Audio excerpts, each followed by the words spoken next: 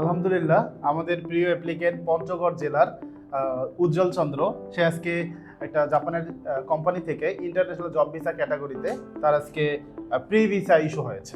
উজ্জ্বল, তুমি কতটুকু হ্যাপি একটু আমাদের সামনে একটু বলো। ধন্যবাদ সবাইকে। আমি সেই পেয়ে খুব ভালো লাগছে আমাকে। আমি 2 মাস 15 দিনের মাথায় সেই পেয়েছি। আচ্ছা আচ্ছা। তো সামনের পদক্ষেপগুলো যেন খুব ভালোভাবে হয়, আমার জন্য সবাই দোয়া এবং আশীর্বাদ করবেন। আচ্ছা আচ্ছা, থ্যাংক ইউ। তো সাথে আছে আমাদের উজ্জ্বলের মামা রয়েছেন, আপনার যদি কোনো কথা থাকে আমাদের সামনে একটু বলতে পারেন। ধন্যবাদ আপনাদের টিমকে এত সুন্দর একটা কাজ উপহার দেওয়ার জন্য।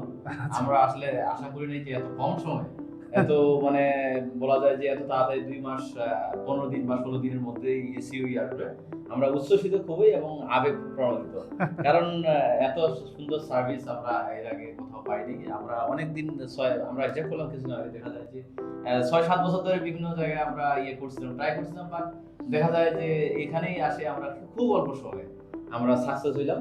আমরা চাই যে আরো মানে সামনের কাজগুলো যেন ভালো হয়, উত্তরোত্তর আশা। Thank you so much. তো উজ্জ্বল, তোমার এডুকেশন ব্যাকগ্রাউন্ড কি ছিল? স্যার, আমি অনার্স মাস্টার্স বাংলা লিটারেচার নিয়ে। বাংলা লিটারেচার।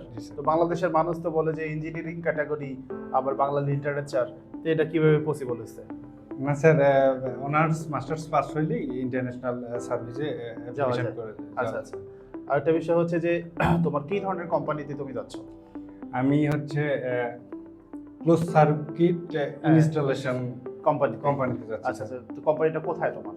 আমার কোম্পানি সাইতামা সাইতামা প্রিফেকচারে। গুড। টোকিওর ভিতরেই পড়ছে, জি স্যার। Saitama prefecture. গুড। তো তোমার জাপানিজ লেভেল কি ছিল? স্যার, আমি N5 পাস করছি, N4 রানিং স্যার। আচ্ছা আচ্ছা, গুড। তো তোমার ডিমান্ড লেটারে বেসিক স্যালারি মানে বেসিক জাপানিজ ইয়েন, বেসিক যে স্যালারিটা এটা কত উল্লেখ করা ছিল? 2 লক্ষ স্যার, 2 লক্ষ টাকা। 2 লক্ষ ইয়েন। সরি, 2 লক্ষ ইয়েন। তো ওভারটাইম সহকারে বাংলা টাকায় কিরকম আসতে পারে? 2.5 লক্ষ টাকার মতো স্যার।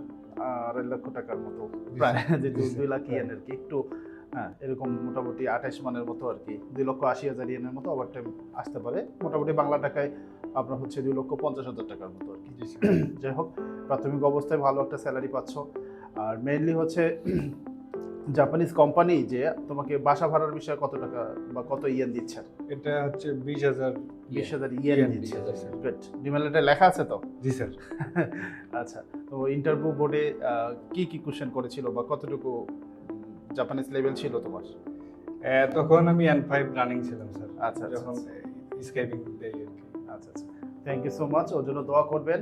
ইনশাআল্লাহ বাংলাদেশ থেকে যারা গ্রাজুয়েশন যারা কমপ্লিট করেছে, যারা ইন্টারন্যাশনাল জব ভিসা ক্যাটাগরিতে যেতে চায়, তাদের ক্ষেত্রে তোমার কি অনুপ্রেরণা থাকবে?